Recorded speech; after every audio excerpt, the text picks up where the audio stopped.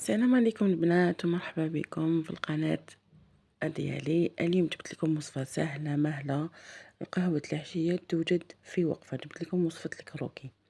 بنات يجي مقرمش من برا والداخل يجي طري، يجي الله يبارك ما شاء الله.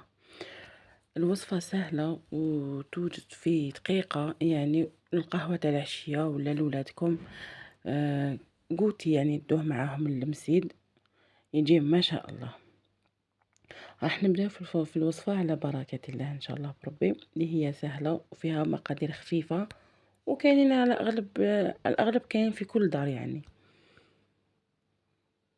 راح نبدا بالوصفة. عندنا في ليان نديرو 3 حبات بيض وبياض بيضة، يعني كلش 4 حبات بيض ونحو الصفار تاع بيضة واحدة.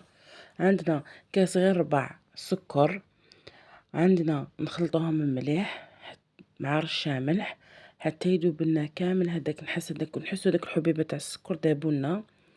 راح نزيد لهم لافاني باش نحو يعني ريحه البيض.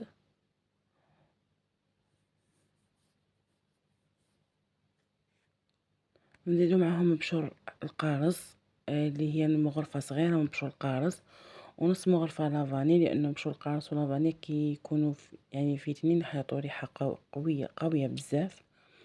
ما نكتروش من مبشور القارص باش ما يجيناش مر. هنا راح نخلطو مليح حتى نحسو السكر بدا يذوب، يعني ما تستمعني ما تحقوش باطور ولا يعني غير بالفوي. راح نخلطو مليح وبعدها راح نضيفو الزيت. كما تشوفوا عندنا كاس تاع الزيت نضيفوه تدريجيا على 3 أو 4 مرات، ونخلطو حتى نحسو بلي الخليط تاعنا بدا يتقال بين يدينا. دونك تشوفوا كيش بدا يتقال ويبدا يبان بلي ثقيل.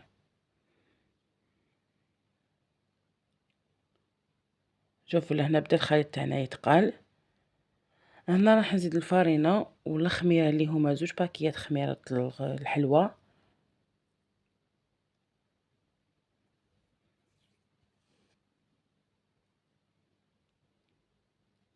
راح نضيفهم ونبدا نطم ونزيد الفارينه ونطم غير بالعقل.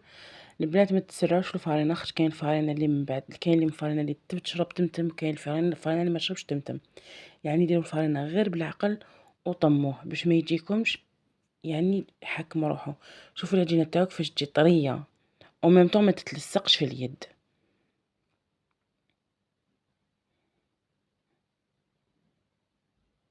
هنا راح نشدو انا يعني الكميه اللي درتها دارت لي 3 يعني 3 ليبونه 3 حرابش، مام كبار مام صغار. احنا نروليو البودن تاعنا تاع الكروكي. هاد العمليه نديروها باش الداخل ما يجيش يابس، وفي نفس الوقت يعني الاطراف تاعو يجوا كيف متساويين.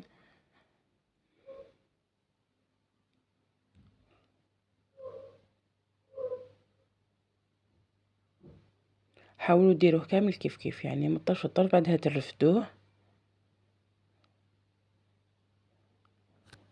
وتسقموه في السنيوات تاعكم يعني بيديكم.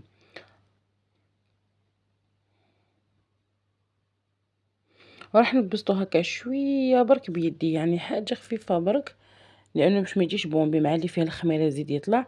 راح نحطو غير هكا شويه بيدينا ونسقموه.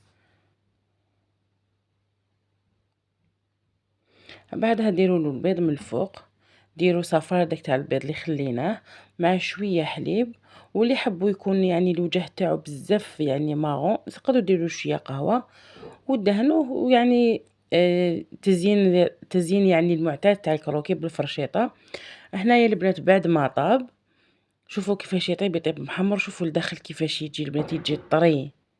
شوفوا كيفاش يجي طري، يجي يتفتت وحده ومن برا في نفس الوقت مقرمش، يعني ماشي هذاك اللي يجي يابس.